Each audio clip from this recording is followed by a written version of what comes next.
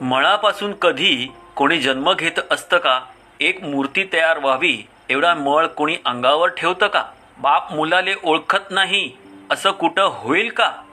सांगा माले देव कुठला निरपराध पोराले मारेल का?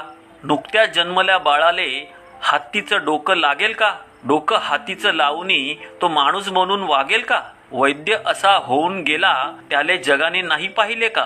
डोकं जनावराचे माणसाला जोडे असं कुठं होऊ राहिले का? अर्धा किलो उंदराले 50 किलो झेपेल का? बसलं त्यावर ठाण मांडूनी तर उंदीर तरी जिवंत राहील का? भाकड अशा कथा रचुनी देवाच्या नावे तुले लुटले का?